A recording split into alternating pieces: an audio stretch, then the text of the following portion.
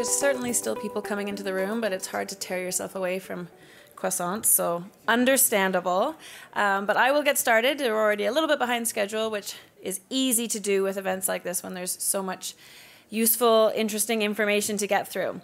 So today, I think I have a pretty similar perspective to the topics that Eric covered this morning. Of course, I present them differently because I'm a different person, but the summary is really that for commodities as a whole, the outlook right now is the best that I have seen in many years, so that's exciting.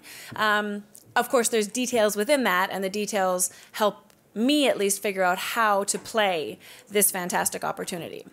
Okay, so if the opportunity is great looking forward, obviously the place to start is by looking backwards. So last year was, the way I would describe the metals complex, definitely gold, but the metals equities in general is that they were good, but the market viewed them as unnecessary. When you have the broad markets just still doing their bullish moves, and then you have these other exciting things, cryptocurrencies and weed, you know, adding excitement and creating all of these returns, they're just, you know, gold may have gained 12%, but that looked pretty paltry relative to the other opportunities that were out there. And you could see that in particular with the equities. So using the GDX and the GDXJ as proxies for gold equities relative to gold, they underperformed, which is exactly the opposite of what we want, right? The whole reason that we're here is because these stocks are supposed to provide leverage to gains, not reduce the gains. The base metal complex certainly did better. You know, copper is up 60% in 2 years. Zinc is up incredibly in 2 years. And because those price moves were so significant, then the producers have certainly provided leverage to those gains. And that's just basic mechanics, right? If your cost is X and the price of your product goes up, then your profit margin goes up considerably. And so, yes, producers should provide that leverage. Explorers and developers, kind of like with the precious metal side, they didn't provide the leverage that we were all looking for. And I still think that this is because the entire investors as a whole were just focused elsewhere, where the returns were more obvious and easier. Well, that was last year, so why am I so excited about the commodities complex right now? Basically, I think 2017 was the year that there was a lot of questions that needed to be answered. What was the impact of Trump going to be on the markets? How was tightening going to play out, especially as the bond situation changed? Was U.S. growth really happening? We needed, you know, it's taken a very long time for this plow horse economy to convince people of its movement. So, and then will Europe ever grow? And then throw in just other things. There were just a lot of questions that needed to get answered. And in 2017, thankfully, they did get answered. And then amidst all of those answers, we also had this bull market that just continued to roar. And so at the beginning of 2017, you certainly had people saying stocks are expensive. By the end of 2017, you had a lot more people saying, wow, stocks are really expensive. Now, a bull market is a bull market until it isn't, so they're probably going to get more expensive. But it became a more prevalent theme for sure, the fact that the valuation question in the broad markets. So now we're at the situation where a lot of these questions have been answered. And what we're seeing is synced up global growth. What that creates is confidence. It creates inflation, it creates currency competition, and it puts us into a position where commodity demand starts to outstrip supply. You add all of these things together, and then you compare it to this broad stock market that's very expensive, and this is the year that we're starting to see significant generalist interest from investors rotating into our sector for profit and diversification. And that is really, really important. So I'll talk about that a bit more as we go along here. But this is just some of the examples of outspoken generalist investors and advisors recommending investors overweight commodities because this is the sector where they see opportunity. Whether it's aggressive targets for copper prices, whether it's saying you should be in commodities. I mean, this Bloomberg analyst was saying that he thinks the technical setup for commodities is similar to the beginning of the last really impressive bull market for commodities. So comments like those from the generalist group are very significant. So one such comment came from Jeffrey Gundlach, who leads DoubleLine Capital, very successful, very large fund. And his quotes right there: commodities will outperform in 2018 because they always rally sharply late in the business cycle. And that's exactly where we are. As much as this plow horse economy has not been exciting or, highly convincing, it has gone on for a long time. And the fact that global growth is now syncing up, we are later in the economic expansion for sure.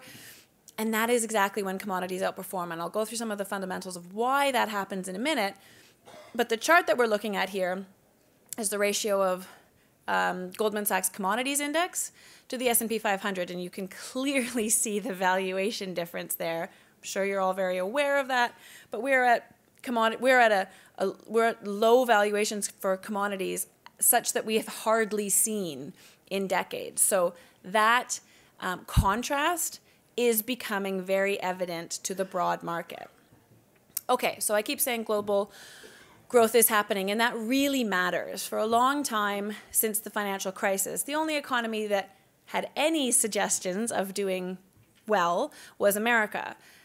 But it still took a long time for any of us to sort of believe that. There was debate endlessly about whether it was really happening. Now we're at the point where it is evident. Is it strong? There is certainly still data that comes in. In fact, the last editorial that I wrote for my newsletter was about contrasting data. So you can still, on a day, certainly in a week, get U.S. data points that are contrasting. Retail sales are down, but inflation is up. And you could argue till you're blue in the face if you want. But on the whole, we do have growth. We've had manufacturing expanding for 22 months. We have PMI indexes that are up and have been up for 7 years. This is happening. But what's almost more important than the fact that growth is happening in America is that we also have growth in Europe. We even have growth in Japan. We have a fair amount of growth in emerging economies. And it's when that all happens together that the impacts globally and on commodities start to really matter. Another factor that's very important for commodities investors is currency competition. So, following the financial crisis, there was huge amounts of financial questions, and then Forex traders, currency traders were like, where do we go with this? It became evident in not too long that the US dollar was the cleanest shirt in a very dirty laundry pile, but something had to be the cleanest shirt, so that's where the bets all went. The U.S. economy was the only one that was growing, and the U.S. Fed was certainly the first one to start talking about and then enacting any kind of tightening. So yes, we got a lot of U.S. dollar strength from 2014 to 2016. Then that started to change. The European Central Bank and the Bank of Japan started to talk about tightening.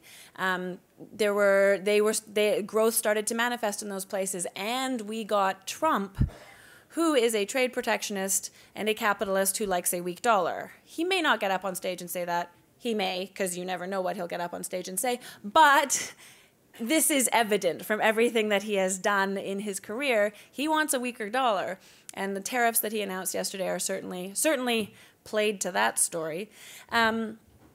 So that has changed the currency situation. No longer is the US dollar the obvious long currency bet. And that really matters. A strong US dollar was a real weight on commodities complexes in 2014 and 2015. Really a heavy weight. Now we have currency competition. I'm not saying that the US dollar is about to slide into an abyss, but it has real competition. So I think its upside is limited. It has down pressures. It is no longer the weight that it was. And that's a benefit.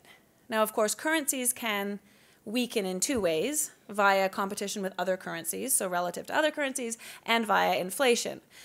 Inflation is a big question. Is it going to happen this year? I think Eric just this morning was saying he thinks expectations are probably higher than reality.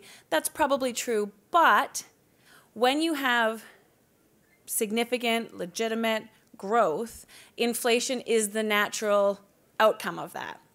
And one clear signal that we have that inflation is at least coming in the United States is that when you talk to business owners, their biggest challenge these days is retaining good employees. Unemployment is low, and they're just having a lot of trouble retaining good employees. Well, what do you do if you want to retain employees? You pay them more. So wage inflation is the one to watch.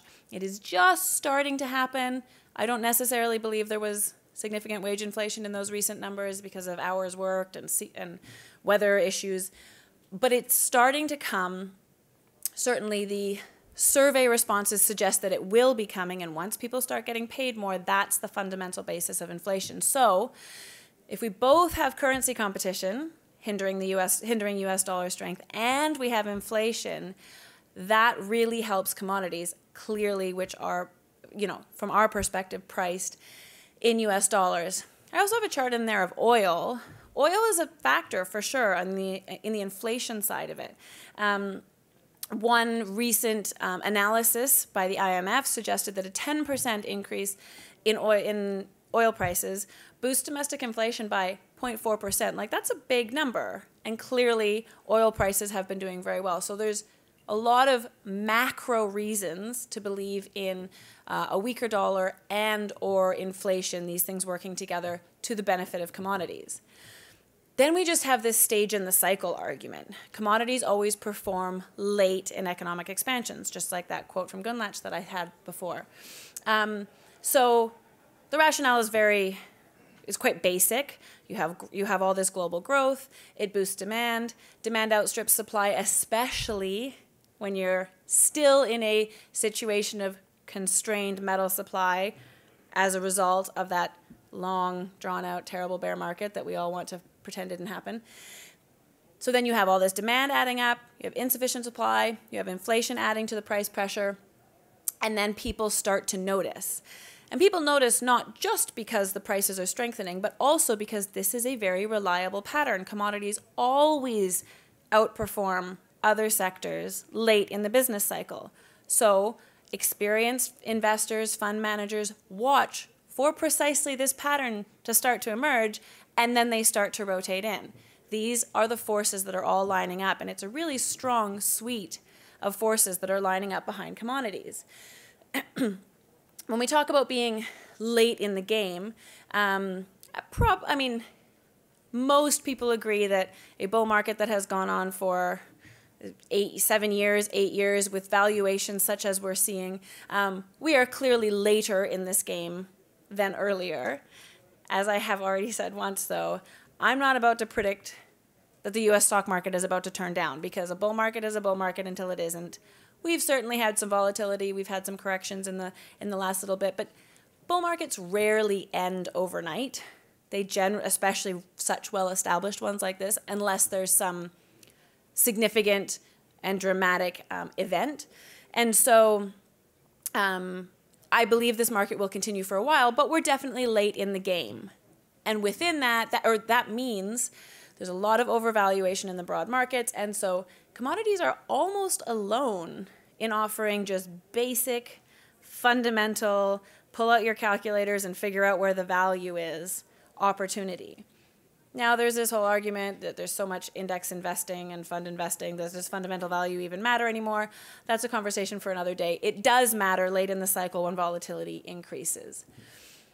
So if all of this makes sense, if all of this is true, if I'm even vaguely correct, it's important because it doesn't take a lot of generalist investor interest to make an outsized difference in the commodities complex. The metals sector is this tiny, tiny, tiny little thing compared to the market that's been doing so well.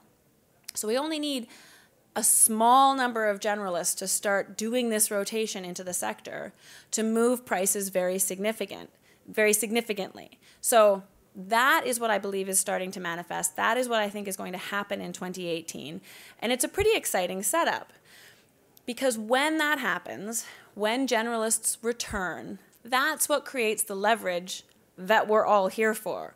We aren't here because we want a 10% increase because gold gained 10% this year. We're here because we want gold to gain 10%, and then we want producers to give us 4 times that gain. And we want an exciting exploration story to give us 10 times that gain. But that leverage requires more interest than we've been seeing. That interest will come from these generalist investors. This is a fairly busy slide, but For those 25 years from 1983 to 2008, the gold and silver miners index gave you a ratio of 0.25 to spot gold. So that was the leverage that you got to spot gold. Now we're at just a fraction of that, 0.06. So any kind of reversion to the mean suggests that there's a lot more leverage coming in these equities than we have been seeing. And as they describe it, they're a compelling potential opportunity. So that's a pretty big picture perspective. That's sort of what I think will happen this year or over the coming years. Fundamentals are the place to start. You need to have a macroeconomic perspective that grounds your investment outlooks. But then what does it mean you should do today versus tomorrow, next month, 6 months from now, right? How does this all play out? The way that I see it right now is that the most likely scenario, which for those interested in resource investing is also, thankfully, the best scenario, is that this setup, global growth, and a continued bull market with a bit more volatility like we've been seeing, but a continued bull market, continues for another 1 or 2, perhaps 3, but 2 is my go-to number, years. And that gives us 2 years in which this commodities outperformance can really show up. So that's not just, zinc, that's oil, that's copper, it's probably agriculturals. It's commodities is a broad complex. They have quite a few years right now to attract this, to have this generalist interest rotate in, to get all this investment, and to really outperform the market, which is going to start to struggle, as is just the nature of a late-stage bull market. So that's years of opportunity, or that's a few years of opportunity for the entire commodities complex. Then at some point, of course, the beauty ends, the bull market collapses, something happens, right? It doesn't go on forever. What's great about that is that that's when gold really gets to shine. So gold will come along, will participate in the commodities excitement, the commodities move in these initial few years, and then when the rest of the market falls apart, gold will correct, and then will take off similarly to how it performed after the financial crisis. So that means that if you're willing to pay attention and watch for opportunities in base metals and gold, cycle out of them and then focus on precious metals when uncertainty is the name of the game, you have years of opportunity ahead to make money off of this situation.